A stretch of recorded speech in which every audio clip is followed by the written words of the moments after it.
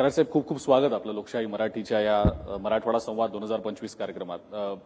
सुरुवातीलाच इम्तियाज जलील मगाशी जे बोलून गेले, तुम्ही म्हणालात मला प्रतिक्रिया द्यायची, आपण त्याच्याचपासून सुरुवात करूया. ते जे म्हणाले, ओपन डिबेट चॅलेंज ते देत होते, म्हणाले की मी जे सांगतोय ते खोटं आहे का सांगा. काय वाटतं आपल्याला त्याबद्दल? सर्वप्रथम लोकशाही चॅनलचे विशाल पाटील असतील, अजिंक्य भातांब्रेकर असतील आणि त्यांचे सर्व प्रतिनिधी, विशेषतः सचिन बडे आमच्याकडे काम करतात आणि सर्व तुमचा स्टाफ यांचं मनापासून अभिनंदन करतो. कारण मराठवाडा या विषयावरती आपण एक संवाद ठेवला आणि मराठवाड्याचे जे प्रश्न असतील किंवा जे कार्य असेल त्याबद्दल आपण संवाद ठेवला, म्हणून तुमचं मनापासून अभिनंदन आणि आभार. मराठवाडा तुम्हाला माहित आहे महाराष्ट्रातला एक मागासलेला भाग आणि 28 सप्टेंबर 1953 साली जे मराठी भाषिक राज्य होते, विशेषतः मध्य प्रदेश असेल, मुंबई राज्य असेल आणि हैदराबाद असेल, यापासून महाराष्ट्र झाला. पण आम्ही म्हणजे मराठवाड्याची लोक हैदराबाद राज्यामध्ये होतो, निजामशाहीमध्ये होतो आणि जवळजवळ 1 वर्ष 1 महिना आणि 13 दिवसांनी किंवा 17 दिवसांनी आम्ही स्वातंत्र्य मिळालं आणि बिना शर्त महाराष्ट्रामध्ये सामील झालो. आता ह्या मराठवाड्याच्या विकासासाठी तुमच्या माध्यमातून प्रयत्न होत आहे, याबद्दल परत एकदा अभिनंदन. आता इम्तियाज भाई इथं बसलेले, वक्फ बोर्ड पासून सुरुवात करू. मी इम्तियाज भाईला विचारू वाटतो की त्या वक्फ बोर्डच्या कायद्यामध्ये नक्कीच लिहिलंय की 5 वर्ष त्यांना मुस्लिम असावा, त्यांना सांगितलं पाहिजे मी मुस्लिम आहे. आता ह्याच्यामध्ये असं आहे की जिथं जमीन दिसली तिथं त्यांनी वादग्रस्त करणं, म्हणजे वक्फ बोर्डचा एक अप्लिकेशन देणं आणि ती जमीन वक्फ बोर्डकडे गेली किंवा वक्फ बोर्ड जी आहे असं जरी म्हणलं तर त्याला चॅलेंज फक्त वक्फ बोर्डमध्येच होतं किंवा हायकोर्टमध्ये जावं लागायचं, वक्फ बोर्ड ट्रिब्युनलमध्ये. आणि अशा या देशामधल्या शेकडो ने हजारो जमिनी वादग्रस्त झाल्या आहेत. आणि ह्या वादग्रस्त जमिनी ह्या सगळ्या देशाचं जर आपण वक्फ बोर्डचं जर आपण क्षेत्रफळ जर पाहिलं, रेल्वे डिपार्टमेंट आणि डिफेन्स डिपार्टमेंट या जमिनी सरकारच्या आहेत. पण पाकिस्तानचं क्षेत्रफळ जर घेतलं, पाकिस्तानपेक्षा जास्त क्षेत्रफळ हे वक्फ बोर्डचं आहे.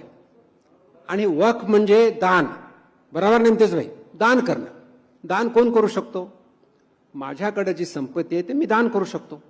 पण तुम्ही त्या वक्फ बोर्डच्या जमिनी अननेसेसरी लिटिगेशनमध्ये टाकायच्या, निकाल आपल्यासारखा लावून घ्यायचा आणि त्याचे काहीतरी उत्पन्न, जसं मला ते विकायचं, कुणाला विकायचं मी म्हणणार नाही की मुस्लिम समाजालाच विकायचं, एखाद्या दांडग्या माणसाला कुणाला विकायचं, हे वक्फमध्ये चाललेलं होतं. हजारो एकर जमीन अशा तऱ्हेने होती. आणि त्या वक्फ बोर्डच्या माध्यमातून संपूर्ण देशाचं जर उत्पन्न पाहिलं तर 167 कोटी रुपये होतं. 167 crore of the whole land, इतकं कमी उत्पन्न. बरं, वक्फ बोर्डचा पर्पज काय? वक्फ बोर्डच्या माध्यमातून जे उत्पन्न मिळतं ते सरळ मुस्लिम समाजातील महिला आणि मुस्लिम समाजातील गोरगरीब, विशेषतः विद्यार्थी यांचं शिक्षण व्हावं. आणि केंद्र सरकारचं प्रामाणिक धोरण तेच आहे. वक्फ बोर्डच्या मधून उत्पन्न जे काही येईल ते मुस्लिम समाजाला हवं, काही कुठलाही बदल नाही आहे. पण चांगल्या तऱ्हेनं त्याचा उपयोग झाला पाहिजे हे होतं. मी 2 एग्जाम्पल देतो इम्तियाज भाई. मैं 2006 में मेयर था इस शहर का. आपल्या सर्वांना कल्पना आहे या शहरामध्ये सेंट्रल नाका एक आहे. सेंट्रल नाकाची आमची 9 एकर जमीन होती. आणि केंद्रीय नेते माननीय प्रमोदजी महाजन हे वारले त्याकडे, त्यांच्या नावाने एक मेमोरियल हॉस्पिटल काढायचं ठरवलं. आम्ही निर्णय घेतला आणि ह्या 9 एकर जागेपैकी 4.5 एकर म्हणजे बीओटीवर निर्णय घेतला आणि 4.5 एकर जागा मध्ये हॉस्पिटल, 4.5 एकर जागेमध्ये बीओटीवर त्या कॉन्ट्रॅक्टरने काहीतरी करावं. पण तिथं कोणीतरी अप्लिकेशन दिला वक्फ बोर्डचं, आमचं हॉस्पिटल झालं नाही. आता हे आमखास मैदान म्हणतात, तुम्ही आमखास मैदानासाठी लढताय, वक्फ बोर्डची जागा 7/12 कुणाचा आहे त्या वक्फ बोर्डचा? म्हणजे मेडिकल कॉलेज गव्हर्नमेंट हॉस्पिटलचा 7/12, पण वक्फ बोर्ड म्हणते आमची. म्हणजे वक्फ बोर्डसाठी कुणीही लिटिगेशन करावं, ती जागा संपादन करावी, वादग्रस्त करावं, अतिक्रमण करावं, हे होऊ नये म्हणून. बरं केलंय काय वक्फ बोर्डमध्ये? काय म्हणतो ला बाबा, जे काय डिस्प्यूट असेल तर ते डिस्प्यूट त्या कलेक्टरनी किंवा कलेक्टरपेक्षा मोठ्या अधिकाऱ्यांनी त्याच्यावर निर्णय घ्यावा. बरोबर. म्हणजे समजा एखादा हिंगोली तालुक्यातला कोणी जर माणूस असेल तो काय हायकोर्टमध्ये येऊ शकणार नाही. तिथल्या जिल्हाधिकाऱ्यांनी किंवा तिथल्या एखाद्या सुप्रीम ऑथॉरिटीने निर्णय द्यावा. तो निर्णय नसेल तर जी कोर्टाची प्रोसेस असते त्या कोर्टाने चालावं असा हा निर्णय आहे. आणि पर्टिक्युलरली मुस्लिम समाजातील महिला व विद्यार्थी गोरगरिबासाठीच हा निर्णय, म्हणून ह्याचं स्वागत झालं पाहिजे. बऱ्याच ठिकाणी स्वागत होत आहे. आता आमच्या इम्तियाज भाईंनी सांगितलं की ट्रिपल तलाक. मला सांगा, जे पूर्णपणे मुस्लिम कंट्री म्हणून डिक्लेअर केलेले आहेत, इंडोनेशिया असेल, इंडोनेशियामध्ये ट्रिपल तलाक आहे. अफगाणिस्तानमध्ये ट्रिपल तलाक आहे.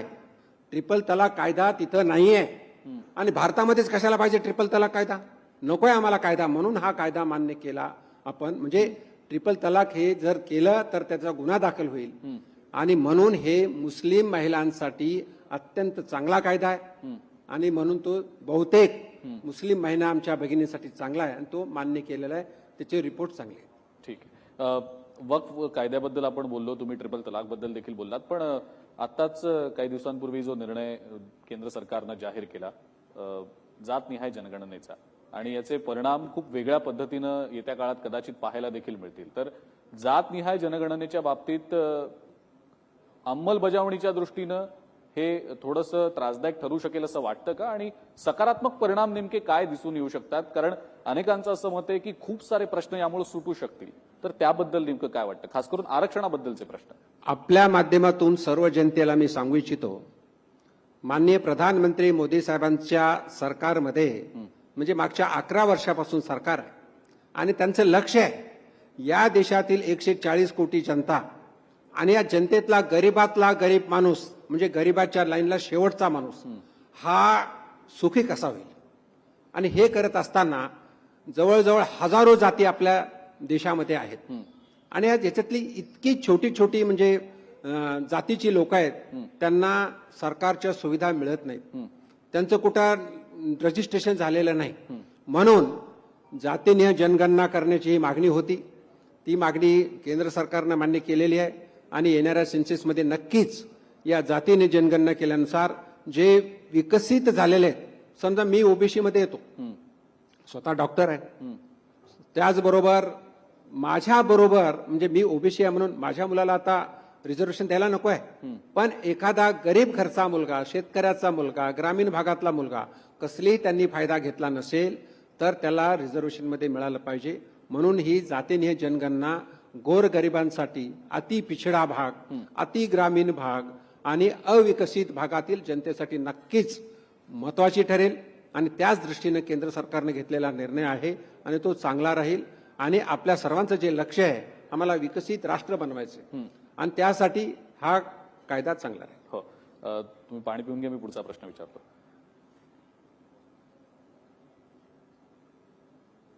मला तुम्हाला पुढचा प्रश्न हा विचारायचा होता की डॉक्टर भागवत कराड सध्या राज्यसभेचे खासदार आहेत, तुम्ही केंद्रीय अर्थ राज्यमंत्री होतात, अनेक मोठमोठ्या निर्णयांच्या मध्ये तुमचा सहभाग होता.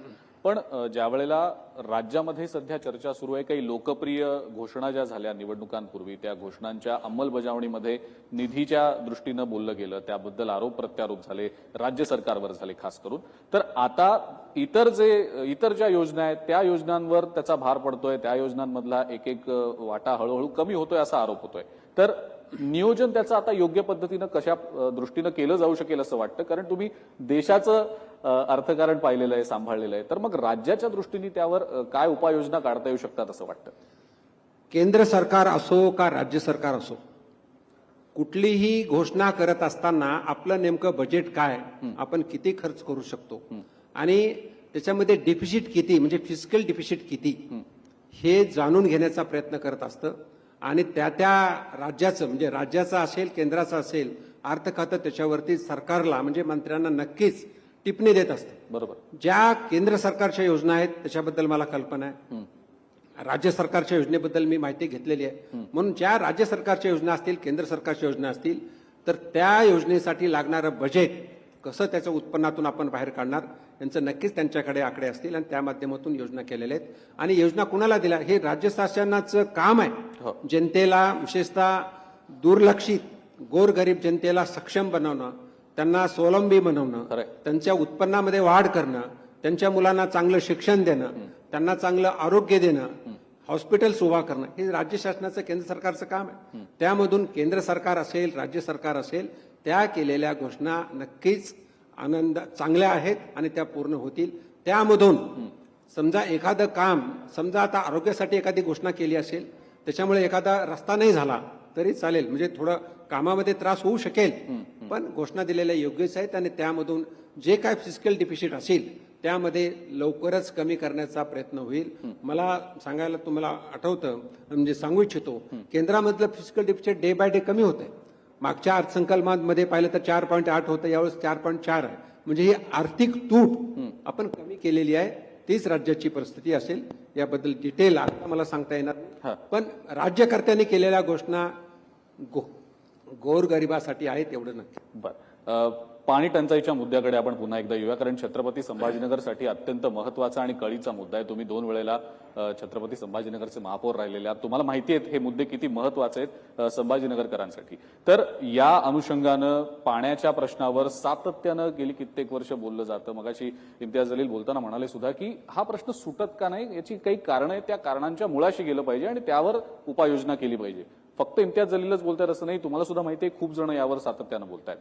काय नेमकं त्या कारणांच्या मुळाशी जाऊन केलं गेलं पाहिजे असं वाटतं. आणि दुसरा महत्वाचा मुद्दा, मगाशी त्यांनी मुद्दा उपस्थित केला होता समांतर कंपनीविषयीचा, तर त्या दृष्टीनं काय नेमकं स्पष्टीकरण तुम्ही देऊ शकाल, कारण तुम्ही खूप बारकाईनं या सगळ्या राजकारणामध्ये गेली कित्येक वर्ष आहात, तुम्हाला अत्यंत बारकाईनं सगळ्या गोष्टी माहिती आहेत, त्यामुळे त्या 2 मुद्द्यांवर तुमची उत्तरं. संभाजीनगरचा पाणी प्रश्न अत्यंत महत्वाचा आहे आणि मला आपल्या समोर बोलताना किंवा पेपर वाचताना, सकाळी न्यूजपेपर वाचताना किंवा ज्यावेळेस जनतेला भेटतो त्यावेळी त्यांच्याशी चर्चा करताना मला सुद्धा खूप वाईट वाटतं. पण हा प्रश्न खऱ्या अर्थाने राजकीय नेत्यांनीच बिघडलेला हा पाणी प्रश्न असं मला वाटतं. यामध्ये समांतर जलवाहिनीचा आमच्या इम्तियाज भाईंनी हे केला. कॉन्ट्रॅक्टर कोण आहे याच्याबद्दल मी जाणार नाही, तो भाजपचा आहे का, शिवसेनेचा आहे का, राष्ट्रवादीचा आहे का, काँग्रेसचा आहे. पण हे करत असताना कॉन्ट्रॅक्टर जो कोणी असेल त्यांनी काम चांगलं केलं का नाही, ते काम करत असताना त्याची क्वालिटी बरोबर आहे का नाही, आणि हे तत्कालीन प्रशासकीय माणसांनी काम करण्याची गरज होती. आणि मला तुमच्या समोर सांगाल की हा जो समांतर जलवाहिनीचा जो ठराव होता, 700-750 कोटीचा विषय होता तो, तर त्यावेळेसचे खासदार चंद्रकांत खैरे यांच्या माध्यमातून हा डिले झालेला विषय, चंद्रकांत खैरेने कोण कॉन्ट्रॅक्टर आणला किंवा कुणाला दिलं हे आम्हाला काही कल्पना नाहीये, पण ते येतीलच आता तुमच्या इंटरव्ह्यूला. त्यांच्या काळातली योजना होती ती त्यांनी न लक्ष दिल्यामुळे ही योजना बारगळलेली असं माझं मत आहे. आता दुसरा विषय महत्वाचा आहे, सध्याची योजना. माननीय मुख्यमंत्री देवेंद्रजी फडणवीस ज्यावेळेस पहिल्या टर्ममध्ये मुख्यमंत्री होते, त्यांच्या पहिल्या टर्ममध्ये 1680 कोटी रुपयाची योजना मंजूर झाली. 2019चं शेवटचं काही महिने असतील, ती मंजूर झाली आणि ताबडतोब टेंडर काढलं. टेंडर काढल्यानंतर जो कोणी L1 आला असेल तर ते फायनल करण्यासाठी जे उबाटा सरकार आलं, माननीय तत्कालीन मुख्यमंत्री उद्धवजी ठाकरे साहेब असतील किंवा पालकमंत्री सुभाषजी देसाई असतील, या लोकांनी यांच्या सरकारमध्ये टेंडर फायनल करायला 1.5 ते 2.25 वर्ष गेली. 1.5 ते 2.25 वर्ष एक टेंडर फायनल करायला, म्हणजे टेंडर झालं होतं. म्हणजे त्या काळामध्ये जे 1.5 ते 2 वर्ष गेले, त्या काळामध्ये ह्या जलवाहिनीची किंमत वाढली. किंमत वाढल्यानंतर हे प्रकरण आम्ही केंद्राकडे नेलं. मी त्यावेळेस अर्थमंत्री होतो आणि तिथून 1000 कोटी मंजूर केले. म्हणजे 1670 प्लस 1000 कोटी केंद्राची जवळजवळ 2740 कोटीची योजना आहे. म्हणजे देशातली सर्वात मोठी पिण्याच्या पाण्याची योजना आहे. फक्त 53 किलोमीटर पाणी इथं आणायचं, 53 किलोमीटर. आणि हे असताना सुद्धा अजून होत नाही, याचं दुर्दैव आहे. याच्यामध्ये प्रशासन, MJP आहे, महानगरपालिका आहे, मध्येच कलेक्टरांचे इन्व्हॉल्वमेंट असते. सर्वांचं मापन म्हणतो ना की so many cooks spoil the food, अशी परिस्थिती इथे झाली असं मला वाटतंय. मी रेग्युलर मंत्री असताना याचा फॉलोअप घेत होतो, प्रत्येक महिन्याला फॉलोअप घेत होतो. आणि त्यावेळेस एकंदरीत असं आलं होतं की दृष्टिक्षेपात आलंय, म्हणजे साधारण एक 5-6 महिन्यामध्ये काम होईल, पण काम झालेलं नाही. आणि आत्ता म्हणजे मी एक 4 दिवसापूर्वीच डिस्ट्रीब्युशनमध्ये जे प्रॉब्लेम्स आहेत हा. ते नेमकं काय आहे हा. म्हणून या महानगरपालिकेमध्ये मागच्या 25 वर्षापासून ज्यांनी ज्यांनी काम केलं ते रिटायर अधिकाऱ्यांची बैठक घेतली आणि त्याच्यातून प्रश्न समजून घेतले आणि लवकरच मी सुद्धा याच्यामध्ये म्हणजे त्यातला मी स्पॉईल करणारा नाही, मी नक्कीच काही तर सुधारणा करण्यासाठी एक बैठक घेऊन काही सूचना देणार आहे. ठीक. दोन समांतर कंपनी कुणाची होती त्याच्यामध्ये मी पडणार नाही. समांतर कंपनी आता हे तुमचे लोकशाहीचे मालक त्यांनी जर टेंडर तिथं भरलं तर त्याला मी म्हणणार आहे का घेऊ नको म्हणून.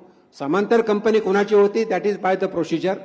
आणि अगर सुभाषचंद्राची जर कंपनी असेल तर ही म्हणजे कुणी कुठेही समजा मी खासदार मी व्यवसाय करू शकत नाही का, त्यांनी जर काम केलं तर पण काम करू कुणी दिलं नाही ते महत्वाचं आहे. इथं खासदार कोण होतं, चंद्रकांत खैरे आणि टीम यांच्या माध्यमातून अडथळा आले म्हणून हे काम झालेलं. बरं, ठीक ही वॉज लिडिंग एव्हरीथिंग. ठीक आहे. आपण पाणी टंचाई व्यतिरिक्त इतर जे महत्वाचे मुद्दे आहेत ज्या मुद्द्यांवर एक सांगू इच्छितो मी. बरं, बोला. इम्तियाज भाई मैं पेट्रोलियम कमिटी में था. 173 कोटी पाची गॅस या शहरापर्यंत आलाय 2 वर्षामध्ये. फक्त मधले 3 ते 4 किलोमीटर जर सोडलं, कारण तिथं काही लोकांनी अडवलेलं आहे नगर अहमदनगरच्या तिथे, म्हणजे पीएनजी गॅस या शहरामध्ये मी म्हणजे मंजूर करून आणला तर तिथं 5-6 किलोमीटर 173 किलोमीटर आम्ही 2 वर्षात टाकलं. आणि 53 किलोमीटरची वाहिनी अजूनही अडखळलेली आहे आणि हे पाणी इथं येईल पण ते डिस्ट्रीब्युशन मध्ये प्रॉब्लेम आहे. बरं, अंमलबजावणी नेमकी कशी होईल? आणि समांतर मध्ये काय झालं, समांतर मध्ये तत्कालीन अधिकारी नगरसेवकांना सांगायचं इथं पाणी टाक म्हणजे इथं लाईन टाक, इथं लाईन टाकून दिली. म्हणजे without permission without controlling the सगळं हे झालेलं काम आहे म्हणून डिस्ट्रीब्युशनचे प्रॉब्लेम्स आहे. बरं, म्हणजे नियोजनाचा पण विषय आहे त्या नियोजन, अंमलबजावणीचा पण विषय नियोजन आहे. आणि अंमलबजावणी. येस, ठीक आहे. बरं, पुढचा मुद्दा एक विचारायचा होता तुम्हाला की छत्रपती संभाजीनगरमध्ये पाणी टंचाईच्या व्यतिरिक्त अनेक अशा मुद्द्यांवर सातत्यानं बोललं जातं की ज्या मुद्द्यांना प्रकर्षाने महत्व देण्याची गरज आहे. सामाजिक सलोखा हा त्यातला एक खूप महत्वाचा मुद्दा आहे. म्हणजे राज्यभरात गेल्या काही भागांमध्ये अशा घटना घडल्या की ज्यामुळे ते सोशल फॅब्रिक कुठेतरी बिघडते की काय, तो सामाजिक परिस्थिती जी आहे ती बिघडते की काय असं वाटलं. त्याबद्दल नेमकं भागवत कराड यांना काय वाटतं? पाण्यामुळे सामाजिक सुरक्षा नाही, पाण्याचा विषय नाही म्हणते मी, वेगळा विषय सामाजिक सलोख्याच्या दृष्टीने, सामाजिक सलोखा राखण्याच्या दृष्टीने, सगळ्याच बाबींवर प्रकाश टाकण्याच्या दृष्टीने काय नेमकं केलं गेलं पाहिजे असं वाटतं. कारण गेल्या काही काळात अशा भरपूर घटना घडल्या की ज्यामुळे सामाजिक सलोख्यावर ताण येतो की काय असं वाटलं. त्याबद्दल काय वाटतं? खऱ्या अर्थानं प्रत्येक भारतीयाला आणि प्रत्येक जनाला 140 कोटी जनता आहे, या सर्वांना आम्ही एक भारतीय आहोत, आमचं एक राष्ट्रीयत्वाची भावना निर्माण झाली पाहिजे. इथं प्रत्येक समाज जो धर्मामध्ये, प्रत्येक समाज जो जातीमध्ये विखुरला त्याही पेक्षा राष्ट्रीयत्व महत्वाचं आहे आणि विकास महत्वाचा आहे. म्हणजे माझा मुलगा शिकला पाहिजे, त्याला सर्व सुविधा मिळाल्या पाहिजे, 2 पैसे त्यांनी कमवले पाहिजे आणि त्या माध्यमातून आपण सर्व भारतीय आहोत. तर हे खरं तर शिक्षण देण्याची आणि आपल्याला जाणीव करून देण्याची गरज आहे. पण इथं राजकारण जास्त आहे. जसं इम्तियाजबाईंनी सांगितलं की जातीचं राजकारण जास्त आहे, ते व्हायला नको आहे.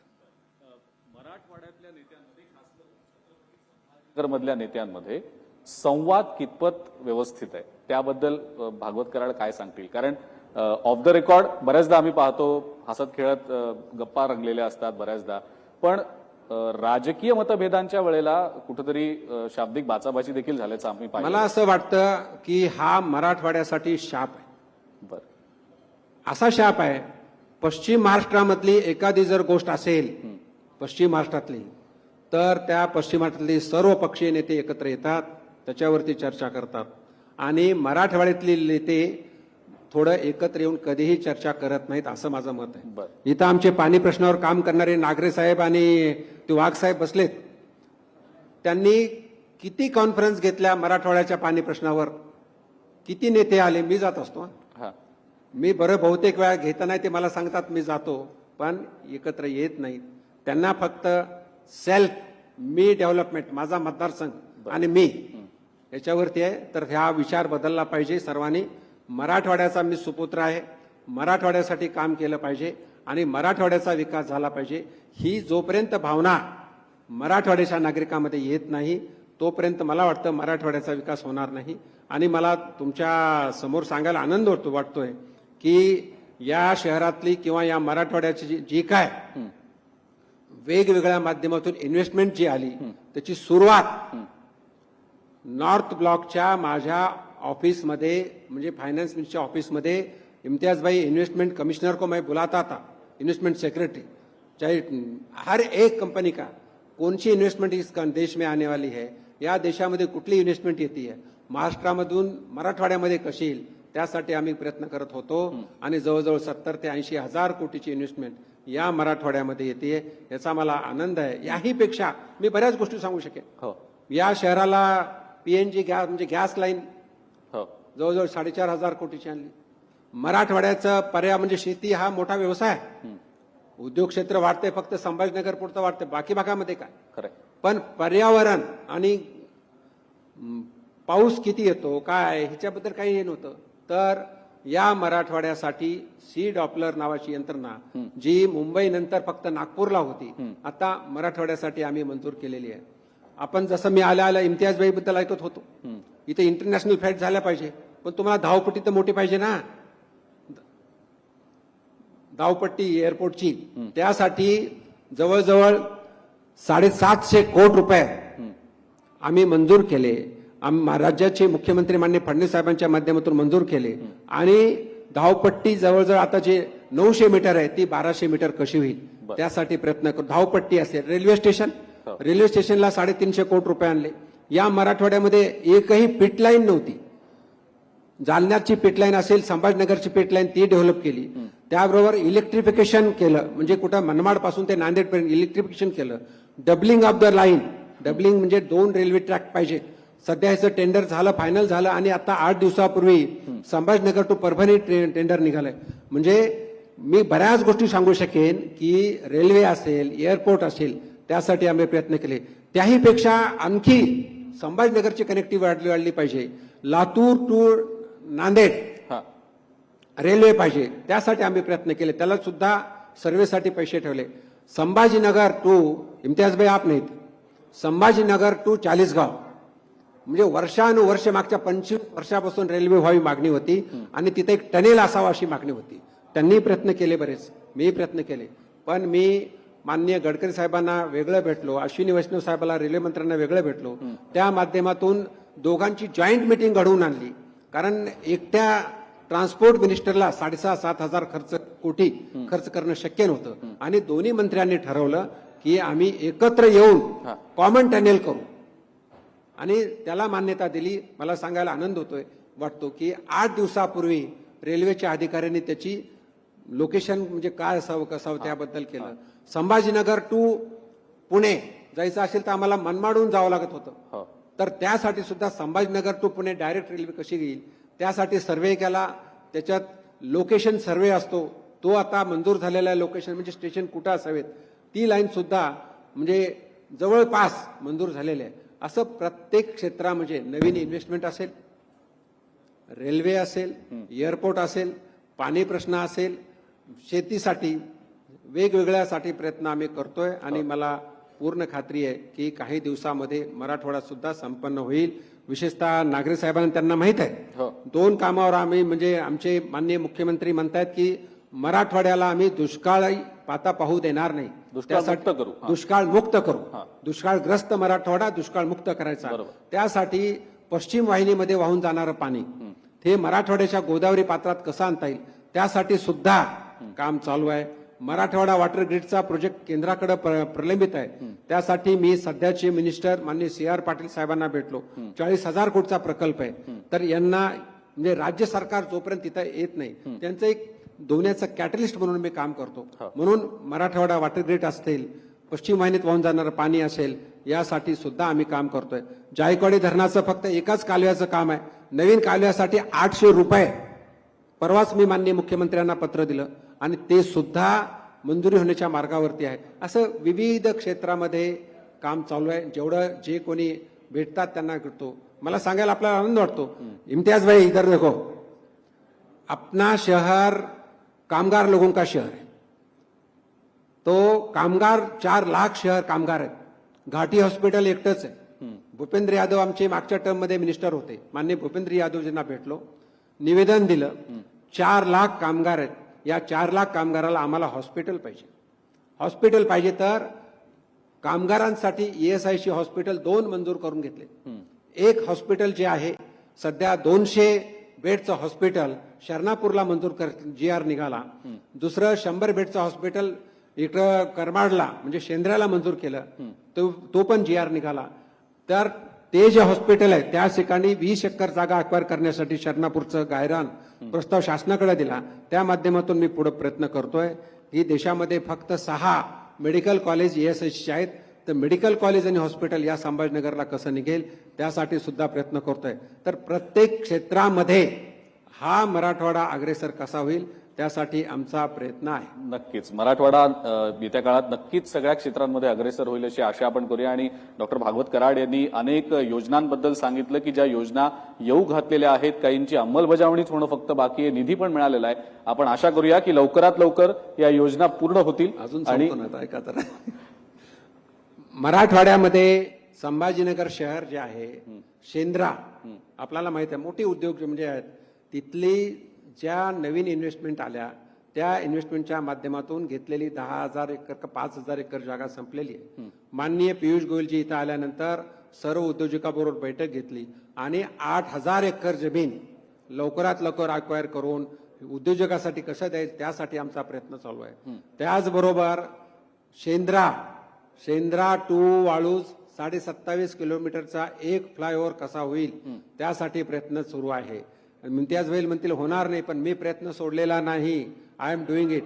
म्हणजे 27.5 किलोमीटर एकच फ्लायओव्हर, त्याच्यामध्ये आम्ही त्याचा DPR तयार करून शासनाकडे दिला होता. पण खालची जी गडकरी साहेबांनी सांगितलं, ज्यावेळेस आम्ही डिटेलमध्ये गेलो तर खालचा जो रस्ता आहे तो PWDचा आहे. गडकरी साहेबांनी सांगितले हा PWDचा हा नॅशनल हायवेमध्ये कन्व्हर्ट करा. त्यासाठी PMO ऑफिसला त्यांतले सेक्रेटरी जे तरुण कपूर आहेत त्यांना भेटलो आम्ही आणि त्यांच्या माध्यमातून हा जर रस्ता PWDच्या ऐवजी माननीय फडणवीस साहेबांच्या माध्यमातून तत्कालीन बांधकाम मंत्री रवींद्रजी चव्हाण होते, त्यांच्या माध्यमातून प्रस्ताव केंद्राकडे नेला आणि केंद्राकडे नेऊन सुद्धा हा रस्ता आम्ही नॅशनल हायवे कसा होईल त्यासाठी प्रयत्न करतोय. तो जर झाला तर साधारण 3,500 ते 4,000 कोटीचा प्रकल्प हा एकच ब्रिज होऊ शकेल. आणि त्या ब्रिजवरती जे आता इम्तियाजभाई विरोध करतात, कारण ब्रिज परत हा केलं तर पुढच्या 50 वर्षाचा विचार आहे. पुढं 2 उद्योगशील झाल्या तर त्याच्यावर मेट्रो कसा येईल, मेट्रोचा आम्ही खर्च मागत नाहीत,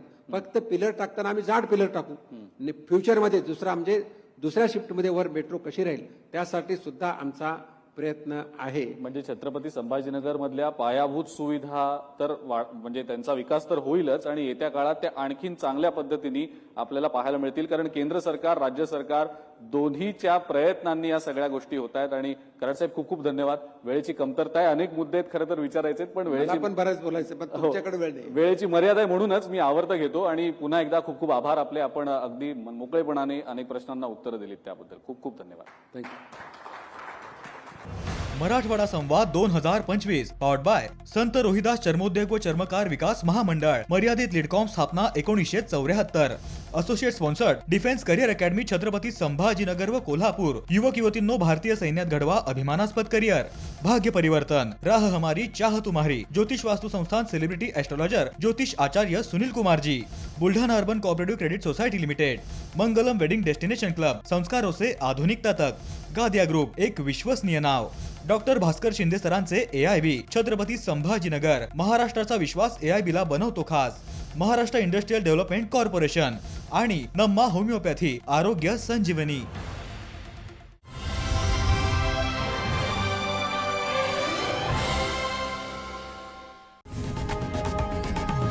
लोकशाही मराठी ऐका, पहा, जागरूक रहा.